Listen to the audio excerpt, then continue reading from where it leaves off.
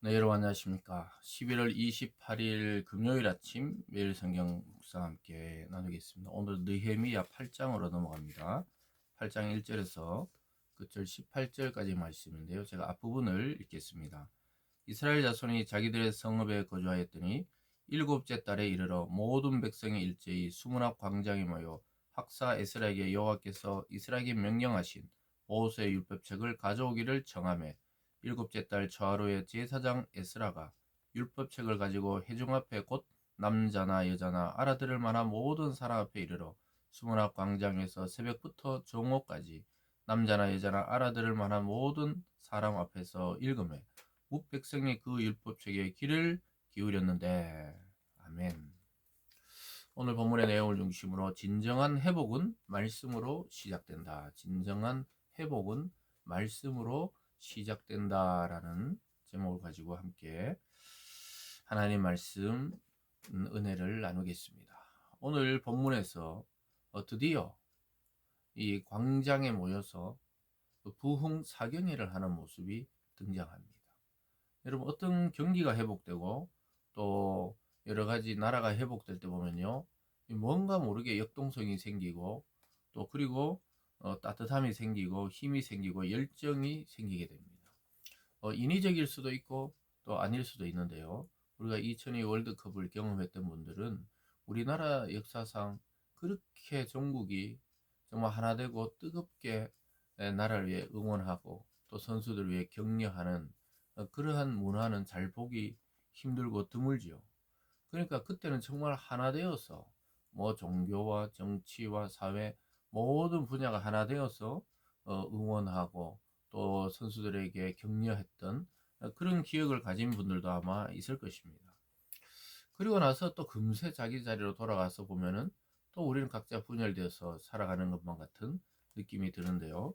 영적인 부분에 있어서도 부흥이 일어날 때가 있습니다. 그 부흥이란 것은 말 그대로 새롭게 되는 것이고, 숫자가 늘어나는 것은 그 결과이고, 원래 부흥이란 것은, 신앙의 부흥은 성도 개개인의 마음이 뜨거워지고 회개가 일어나고, 그 무엇보다 그 중심에 무엇이 있느냐, 하나님의 말씀을 전파하는 전파자들과 또 설교자들과 전도자들이 그 핵심에 있는 것이죠.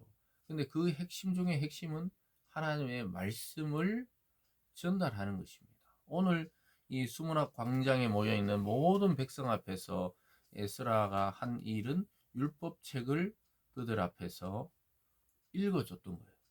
그리고 그 뜻을 해석해 줬던 것입니다.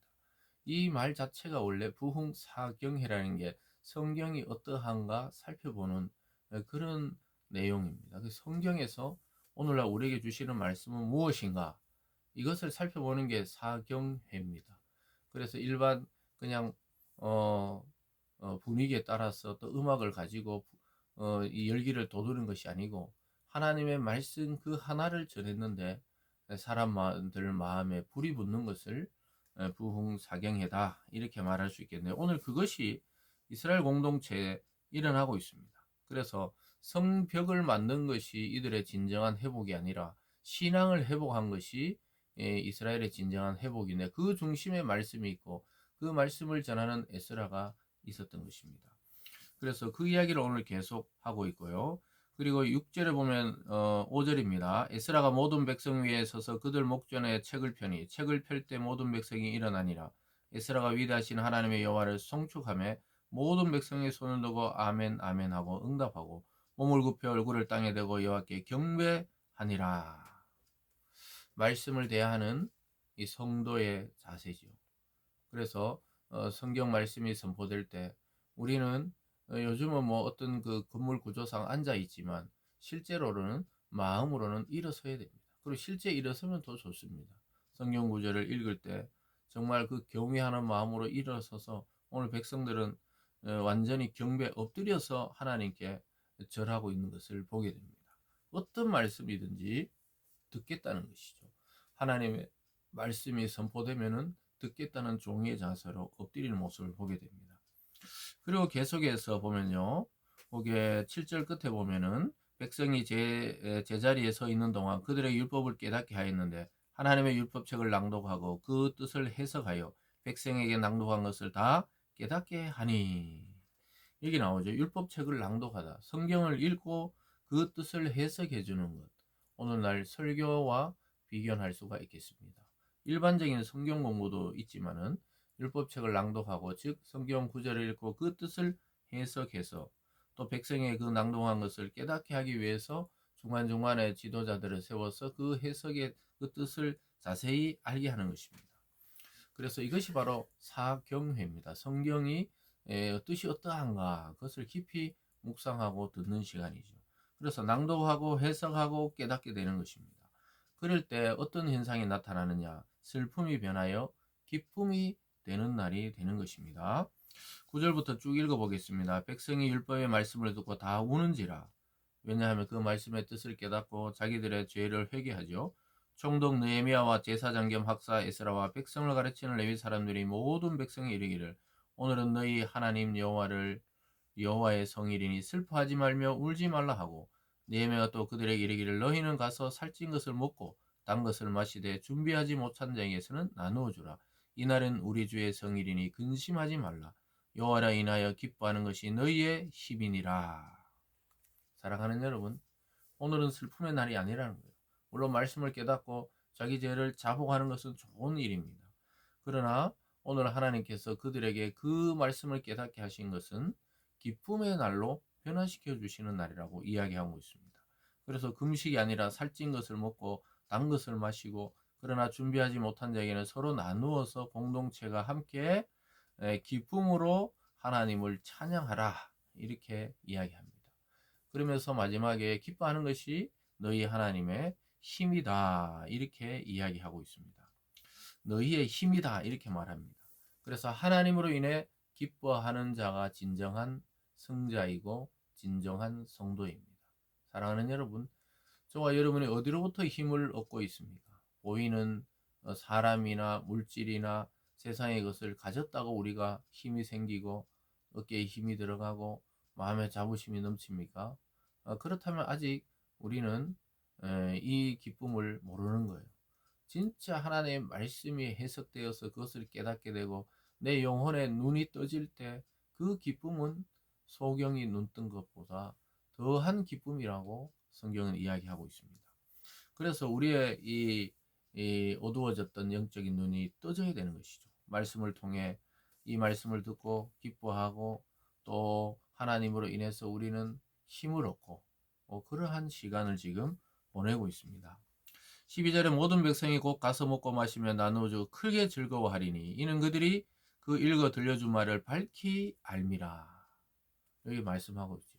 율법의 뜻이 무엇인지 알고 자기들의 죄와 또 죄를 통한 회개를 통한 하나님의 그 기쁨과 즐거움의 허락, 명령이 내려지는 것을 통해 그들은 너무나 기뻐하며 하나님이 우리에게 주신 그 기쁨으로 말미암아 너무나 즐거워했다. 이렇게 이야기하고 크게 즐거워했다. 백성들이 가서 먹고 마셨다는 거예요. 왜냐하면 하나님을 깨닫고 안 날은 슬픔의 날이 아니고 기쁨과 즐거움과 행복의 날이라고 이야기하고 있습니다.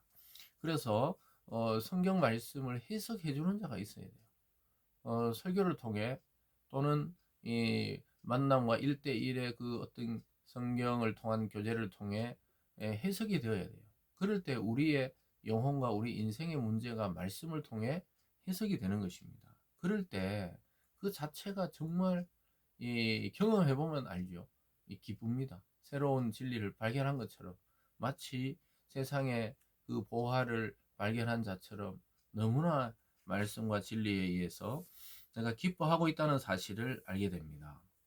그러면서 13절부터 그 이튿날 뭇백성의 족장과 제사장들 레위 사람들이 율법의 말씀을 밝히 알고자 하여 학사 에스라에게 모여서 율법에 기록된 바를 본즉 여호와께서 모세를 통하여 명령하시기를 이스라엘 자손은 일곱째 달 지게 초막에서 갈지니라 하였고 또 일러스되 모든 성과 예루살렘 공파에 이르기를 너희는 산에 가서 감람나무 가지와 들감나무 가지와 화석류 가지를 가져와 종려나무 2가지와 기타 무성한 나무 가지를 가져다가 기록한 바를 따라 초막을 지으라 하라 한지라. 그래서 규례를 따라 초막절을 짓는 것입니다. 초막을 짓고 거기서 시간을 보내는 것입니다. 그 초막절이죠. 이스라엘이 출애굽해서 광야에 텐트를 치고 살았던 데를 기억하는 것이죠. 그러면서 하나님이 은혜를 자기들에게 얼마나 베푸셨는지를 깨닫게 하는 절기였습니다.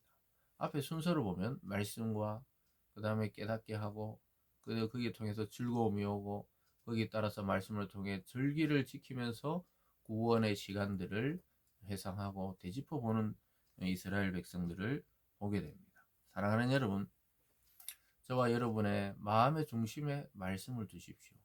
가정의 중심에 하나님의 말씀을 두십시오. 교회의 중심에 사람이 아닌 하나님의 말씀이 중심이 되도록 기도하고 그 말씀을 따라야 합니다. 그럴 때 진정한 회복이 우리의 영과 혼과 육이 온전히 주오실 때 변화되고 또 보존되는 것처럼 그렇게 변화되게 되고 또 우리 마음의 근심이 변하여 기쁨이 되는 것을 경험할 것입니다.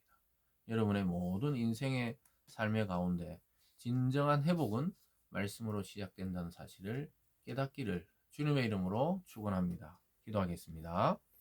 사랑의 하나님 아버지 감사드립니다. 우리 인생도 가정도 교회도 이 땅의 모든 민족과 나라들도 하나님의 말씀 없이는 진정한 회복이 있을 수 없다고 오늘 이 말씀을 통해 우리는 깨닫게 되었습니다. 하나님 이 말씀을 우리의 가슴에 박고 또 기뻐하게 하여 주시고 또 하나님을 기억하게 하여 주시고 또 우리가 회복되지 못했던 모든 부분이 말씀을 통해 회복되게 하여 주시옵소서.